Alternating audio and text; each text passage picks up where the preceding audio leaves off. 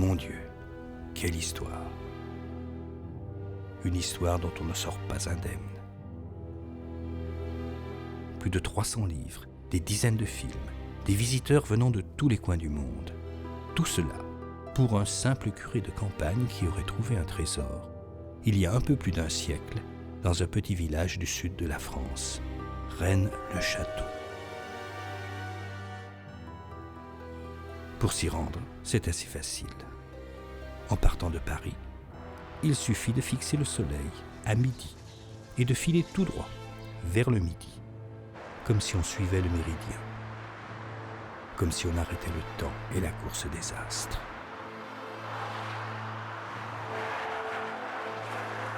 La Bourgogne,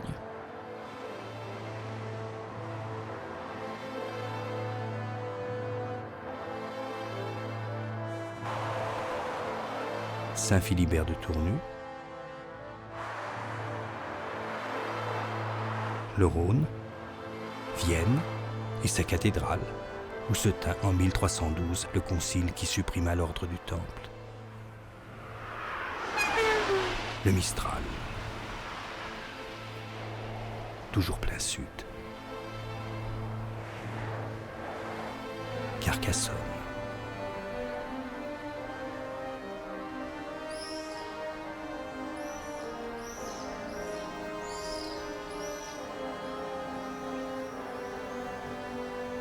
Encore plus au sud, Limoux et la vallée de l'Aude, les châteaux cathares,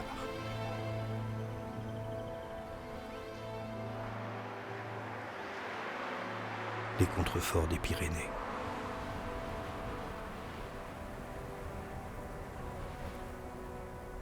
le soleil peut reprendre sa course. On est arrivé.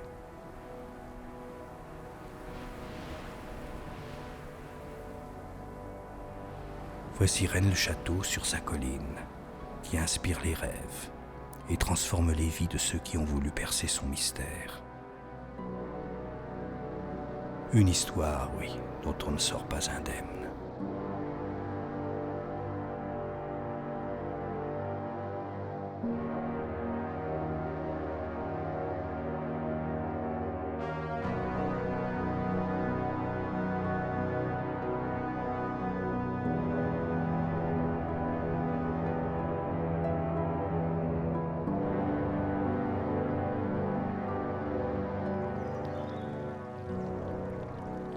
Tout a commencé. Mais était-ce bien le commencement? Tout aurait donc commencé vers 1850, dans le village de Montazel, en face de Rennes-le-Château.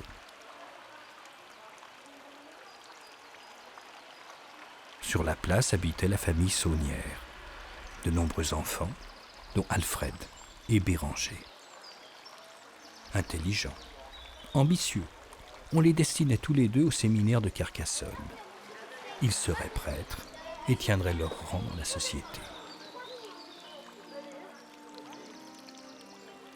Béranger rêvait, comme rêvent tous les enfants, de princesse, de marquise, de reine, de château. Ce qui tombait bien, car son père était le régisseur du marquis de Castelmajou, qui habitait la grande demeure, au bout du village.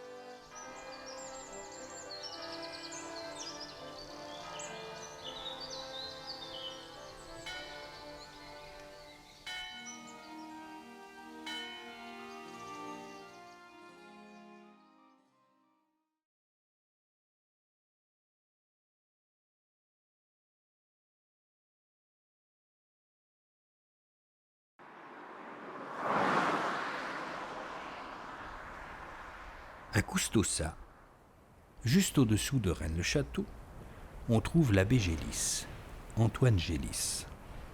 Il vit seul, en reclus dans le presbytère, à quelques pas de son église.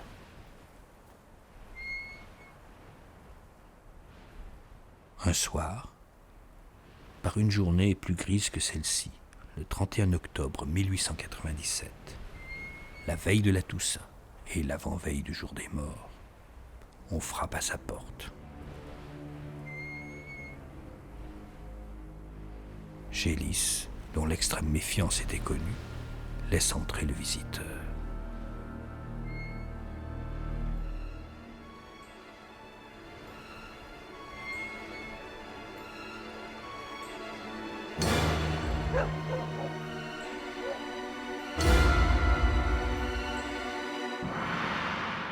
La personne a pris un truc, lui a tapé sur la tête de colère avec une espèce de truc pour mieux les cendre. Puis après, il l'a achevé à coups de serpette pour fendre le bois. Ouais. L'abbé Gélis avait une réputation, paraît-il, comment dirais-je, sans vouloir porter atteinte à sa mémoire d'usurier, puisqu'on a retrouvé, après dissimulé dans le presbytère, une assez bonne quantité de pièces d'or en rouleaux et des bons aux porteurs. Enfin, il devait peut-être traficoter ou placer de l'argent, hein, mais bon, il a été victime d'un voleur quelconque. Pourtant, si la maison a été fouillée, rien n'a été volé. Le corps de l'abbé est disposé les mains jointes, dans la position du gisant. Des taches de sang partout, jusqu'au plafond. Sur le sol, oubli ou signature, la police trouve un papier à cigarette avec ces deux mots « Viva Angelina ». Le crime n'a jamais été élucidé. Gélis en savait-il trop sur le secret de Rennes-le-Château?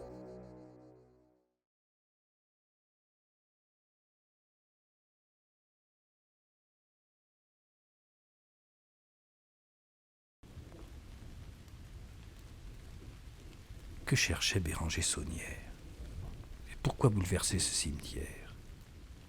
S'il ne s'agissait que de déchiffrer des pierres tombales, le jour était plus approprié que la nuit. Mystère.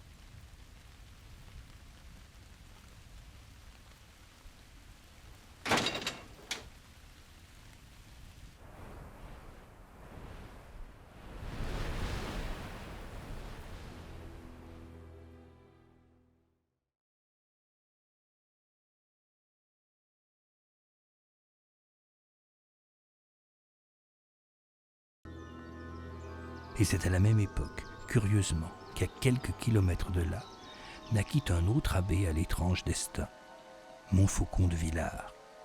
Dans son livre, le Conte de Gabalis, un livre aussi bizarre que celui de l'abbé Boudet, il parle des gnomes, des sylphes, des salamandres et des ondines, ces créatures qui animent les quatre éléments et qui parfois viendraient s'unir d'amour avec les hommes. Il fut assassiné, comme l'abbé Gélis. Ces meurtriers ne furent jamais retrouvés non plus. À la fontaine des Amours, près de Rennes-les-Bains, les ondines de la Salle se gardent toujours le silence sur le mystère de Rennes-le-Château. Mais d'autres abbés saunières viendront, qui sauront à leur tour percer le secret de leurs murmures. Ils donneront sans doute raison à l'abbé Boudet quand il cite l'Ecclésiaste de la Bible. Qu'est-ce qui a été jadis? Ce qui doit arriver à l'avenir. Qu'est-ce qui a été fait? Ce qui doit se faire encore.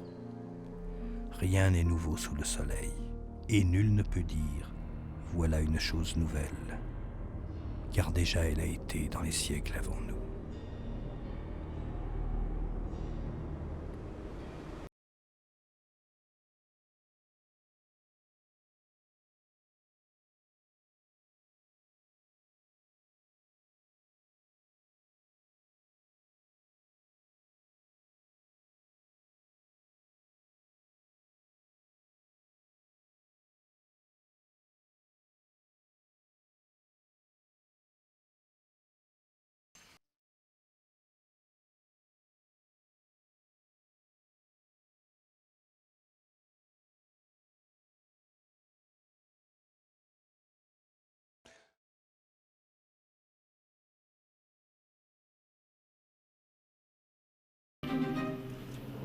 Déjà, comme le dragon, le régule d'Antimoine semble recouvert d'écailles.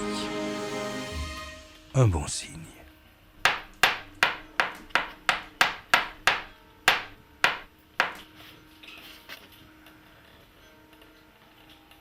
Parce que c'est dans la petite grotte qu'il doit se passer quelque chose.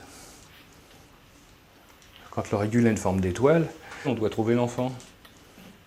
3 rois mages cherchent le Christos, et puis pour se repérer, eh bien, ils suivent une étoile à 5 branches.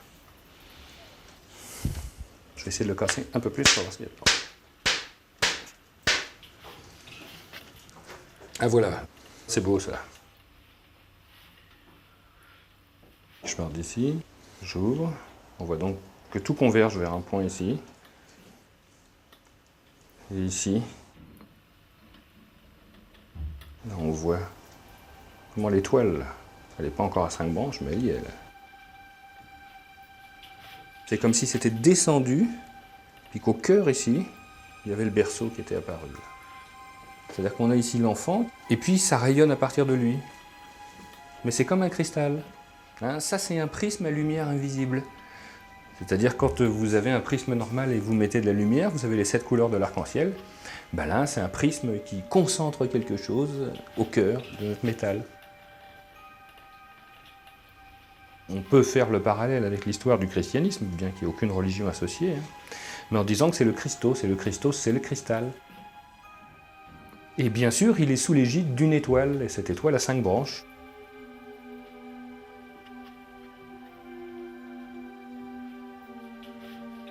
Le berceau qui est ici, eh bien l'enfant naîtra à l'intérieur.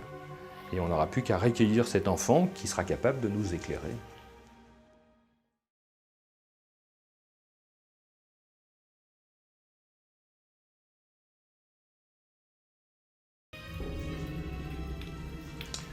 Il se passe quelque chose là.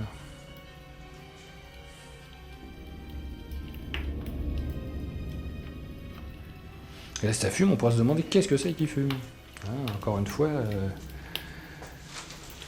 c'est déjà rentré en fusion, ça a déjà été coulé. Ce qui est quelque chose de complètement anormal, dans le sens où on l'a déjà coulé une fois, et même si on pouvait supposer que la première fois le métal n'était pas pur, donc il y avait du soufre à l'intérieur, que ce soufre se dégage, mais il continue toujours à se dégager. Là. Alors on pourra se demander, mais qu'est-ce qui se dégage? Il se passe quelque chose à l'intérieur du creuset.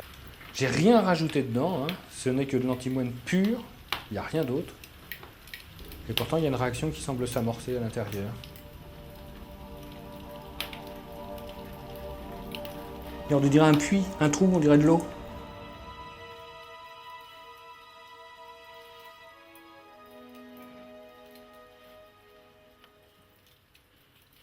Ce qui veut dire que la lumière passe dedans sans résistance là.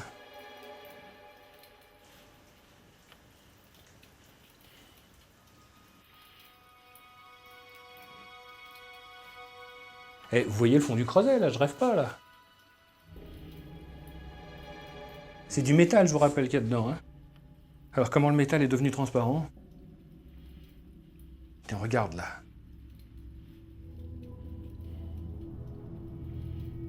Ça fait comme des lentilles d'eau sur une mare.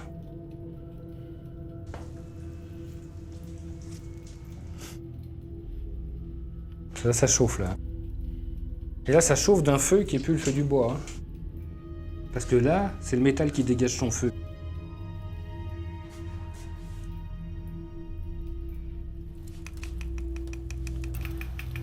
Vous voyez comme ça se ride? Donc là, vous voyez le fond du creuset alors qu'il y a du métal. Hein.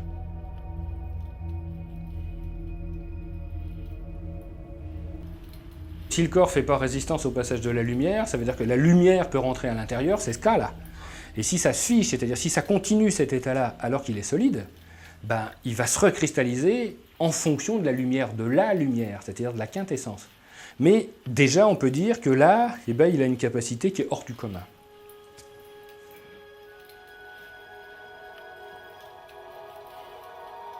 Le métal lui-même est devenu transparent. Alors bon, il y a quelque chose qui ne s'explique pas, on l'a constaté, on l'a vu. Il a perdu sa capacité de réfléchir à la lumière. Il l'a laissé passer comme s'il n'était pas là, comme de l'eau ou comme du verre.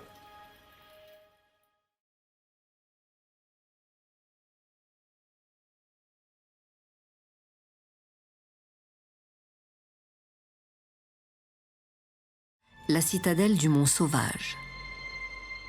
Les anciens noms de la colline de la Croix-Rousse.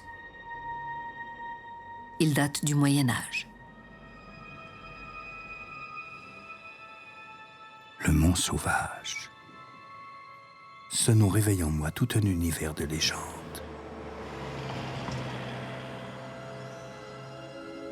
Une terre désolée, sauvage, où il n'y avait sans doute sur la colline que des ronces, des buissons et des bois. Sans doute un souvenir du bois sacré des anciens qui entourait le sanctuaire des Trois Gaules. Un soir, j'eus l'intuition que ce mont sauvage était le mont Salvage, le mont Sauveur, le Mount Salvage, où se dressait une mystérieuse forteresse décrite par le troubadour rhénan Wolfram von Eschenbach. C'était le château du Graal.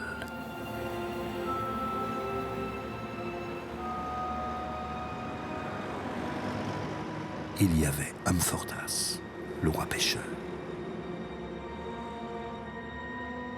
Il était protégé par des chevaliers appelés Templiers. Il portait peut-être de blancs manteaux, avec une croix rouge ou rousse. Il y avait des femmes, des prêtresses, les servantes du Graal. Le Graal, la fameuse coupe qui recueillit le sang du Christ.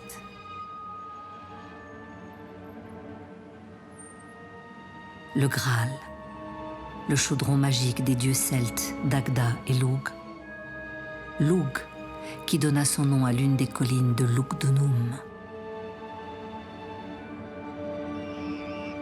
Le Graal, c'est une pierre pour Wolfram von Eschenbach. La pierre exilée, exilis, ex celis, tombée des cieux, dans le cœur de la terre. Une pierre de feu, un phénix, elle ne s'éteint jamais. On dit aussi une pierre textilis, textile, car à sa surface s'écrivent des textes formant le nom des chevaliers appelés à garder le Graal. Comme la pierre elle-même, ces textes viennent des étoiles. Ces chevaliers sont des astronomes. En déchiffrant le Graal, ils déchiffrent le ciel. Le Graal, une pierre d'abondance et d'immortalité. Tous les vendredis saints, selon Wolfram von Eschenbach, une colombe, peut-être un enfant, vient sur la pierre et la recharge de ses vertus magiques.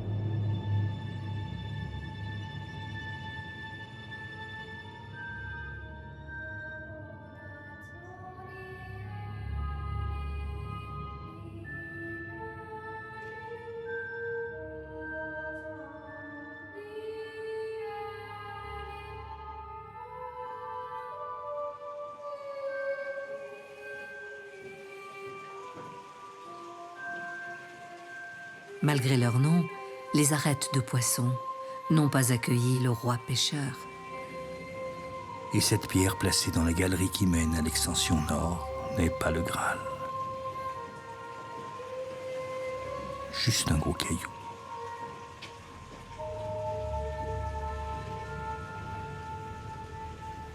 C'est des blocs erratiques qu'on peut retrouver dans la moraine, donc ils ont été charriés par les glaciers, donc qui sont présents dans le substrat de la colline, ponctuellement. Laissés en place probablement par les ouvriers qui ont vidé les galeries donc dans les années 1960. À mon avis, pour des raisons soit symboliques, encore maintenant, certains objets sont laissés dans les galeries lorsqu'ils sont découverts, soit tout simplement parce que les ouvriers n'avaient pas envie de charrier ce gros bloc, trop difficile à remonter. C'est, si on veut, le symbole des arêtes de poissons.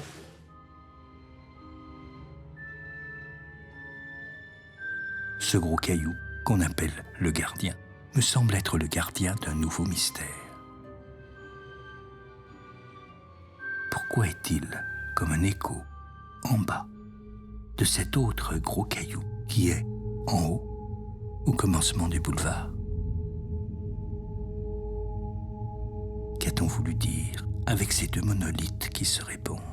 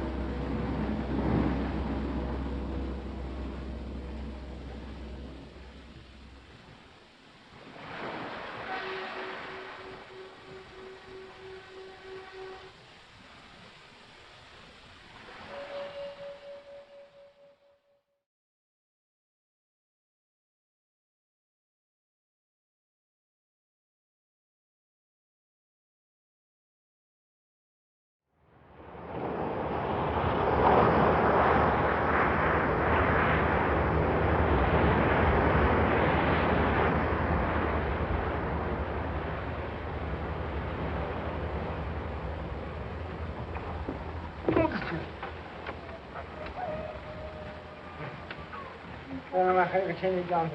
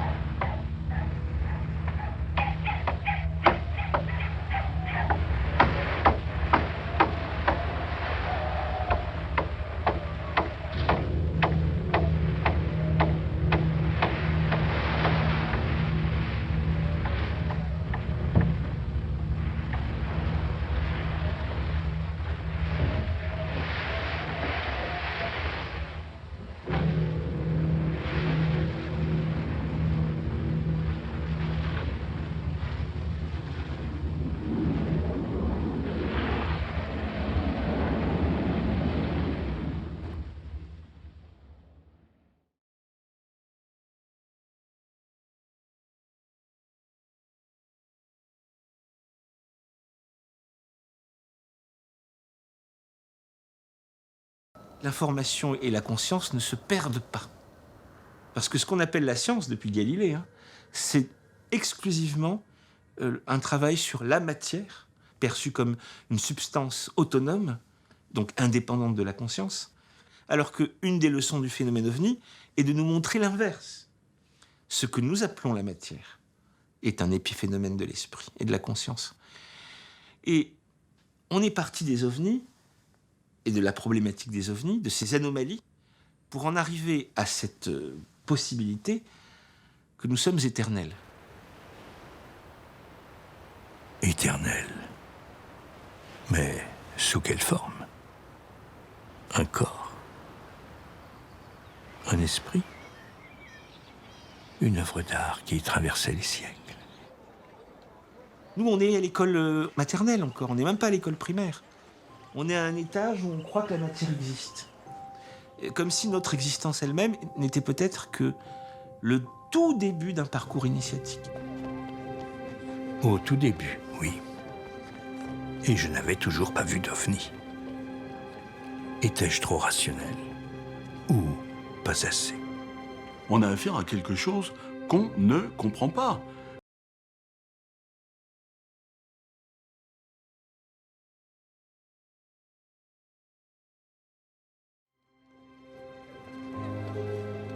Dire que le mystère des ovnis va être résolu, c'est un pas que je franchirai pas.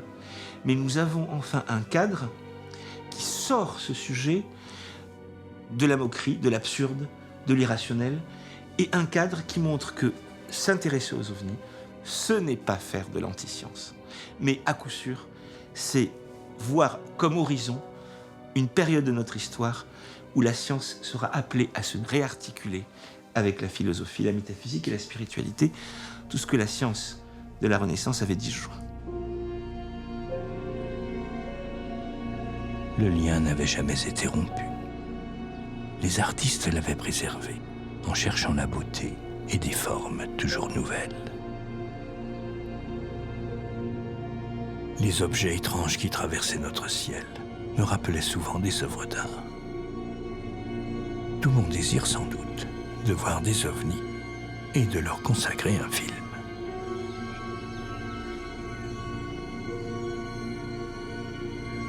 Si j'avais rencontré un ovni, je ne pense pas que j'aurais eu peur.